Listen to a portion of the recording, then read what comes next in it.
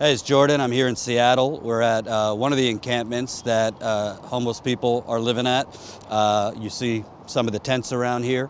And what's your name, sir? Sense. Sets? Oh, Sense. Yeah, yeah. So we were talking. You've been at this location now for about 6 months, you said? Yeah. So Monday they're coming to sweep it up. We've been seeing that a lot. So can you kind of talk about what you're dealing with now? Because you've been here for several months, but now it's kind of like, where do you go when the city's coming in trying to sweep people out? Yeah, it just sucks because like we finally like gathered enough stuff and got enough things to where we've accumulated some nice things. We have like a little home set up, but now we're having to tear it all down. And the biggest hassle is now that I have all this stuff accumulated and I have some nice things, between me and my girlfriend. So where are we gonna put it? How are we gonna get it from here to another spot without other people stealing it? You know what I mean? Where are we going to set up? Is the spot that we set up in going to get, are we going to get told to leave in a half hour's notice like we did at Green Lake, or, a week out from now, are they going to come and, sweep us again? And it's just a struggle because we don't know exactly where to go. If we knew where we could go and set up and have some ground rules established, and some criteria to follow, then, we'd like set a standard, then we could, set that goal and, try and maintain a little community there. But it's just a struggle because, it's one thing for us to try and police our own stuff, but when we don't have anywhere for sure, people can say, oh, well, screw you, you don't own this area, you can't tell us how to do, yada, yada, yada. And so it's just a pain. Do you feel like the city of Seattle or the state are trying to actually help folks like you, or just kind of get rid of homeless people? Honestly, I feel like they're just trying to corral us in spots where they don't have to see us, or throw us in jail if they can for whatever reason. I think local law enforcement looks for whatever excuses they can to kind of throw us in jail, and to get us out of the way. And the rest of us, they just kind of corral the different spots, where people don't have to deal with them. Yeah. And So you've been at a couple other spots too, or this was your first spot in Seattle? this is the second spot I was at. Initially, I was at Green Lake. I was right on the water, and nobody had hassled us. We kept it really clean and everything. There was like zero garbage. It was just my girlfriend, myself, and our smaller tent. But one day they showed up. Everybody was putting bags out in front of our place. They said, you have a half hour to be out of here, or we're going to basically sick the cops on you. And there was 2 squad cars, and the cops were just kind of sitting at bay waiting for us to not move along quick enough, and then they were going to sick the cops on us. And kind of talk to me about your story. You're from like a half hour away from here? Yeah, I'm from Yelm. It's a few hours south of here, and they have like zero resources out in Yelm.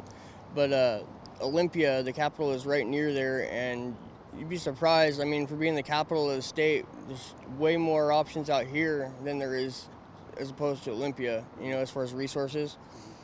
But I don't know what else you want me to say. And it just seems to me like you drive around these communities and it's all like fancy new housing, yet right next to that fancy new housing and nice neighborhoods is like just endless amounts of basically tent cities where people are homeless. Do you think that's in part because of businesses come here and Amazon has come here and all that and driven up prices to the point where people can't live? I mean, they got 12 freaking Google buildings down on the waterfront, you know what I mean? And you see a couple of tents pitched out there even, But I don't know, it's nuts because, I mean, you see so much stuff out here, and it's just surprising to me that they don't have something, like they have a couple of little tiny house areas, you know what I mean?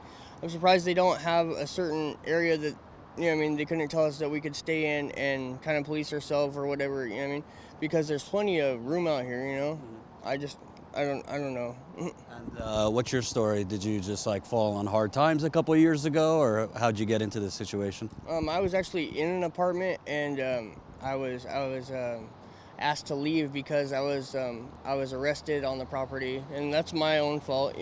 I could have made different choices, but I made the ones that I made, and it ended me up being homeless again. And there's just nowhere out in Olympia for us to go besides shelters where they won't let us be together in a shelter because we're not married.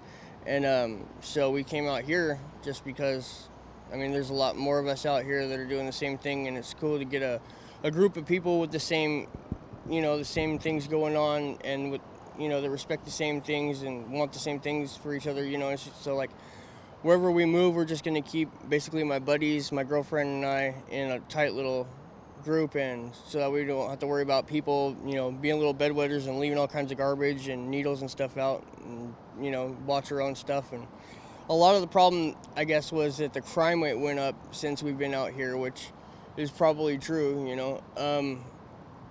But yeah, so I'm just hoping that if it's just our own little group and we're not out car prowling and stealing shit and looking like a bunch of junkies leaving crap all over the place, that hopefully they'll let us stay put wherever I find us to go next.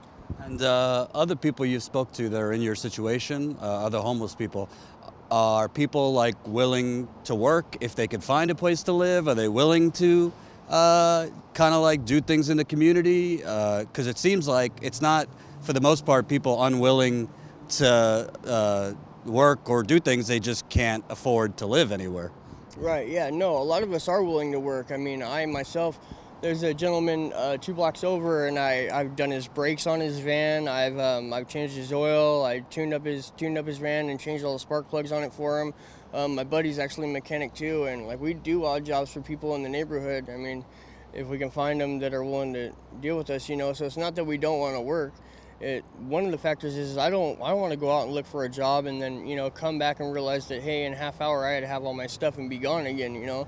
It's kind of difficult, if you don't know where you can be at night, to go out and go seek work in the morning when you don't know if your spot's going to be available for you to go back to sleep to when you get home. Yeah. And it's got to be hard, like psychologically, because like you finally feel like you have some stability here.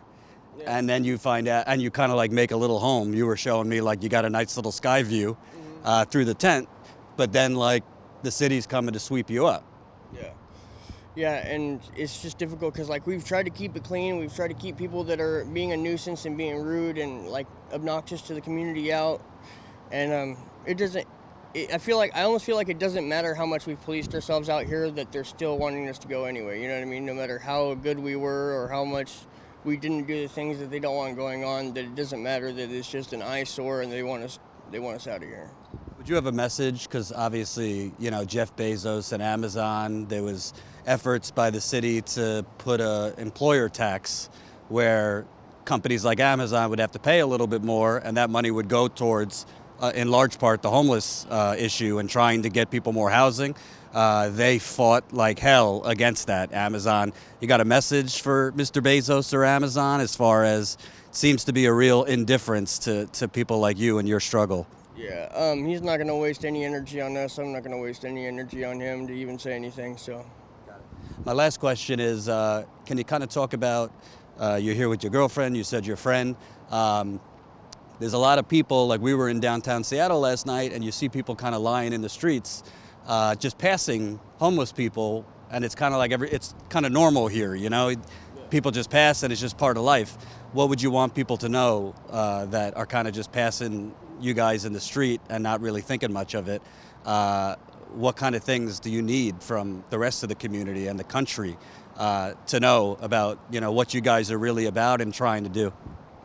Just some understanding that, everybody has different stuff going on in their lives, and, I understand we all made those choices and put ourselves in those situations, but, like, we can all come from those situations. Like, I've been in this situation and worse situations before and gotten back on my feet, and it's just a matter of, first and foremost, myself wanting to make change, but second of all, having any support.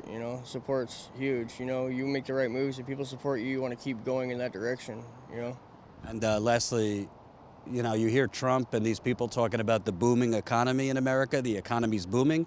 Who the hell is the economy booming for? Because I see a lot of booming for software developers and computer programs, but working people or just average people seem to be struggling just to afford anywhere to live here. Yeah, that's a great question. I have no idea. I have no idea. Not you. No, not me. Thanks, man. Appreciate it. Take care, brother.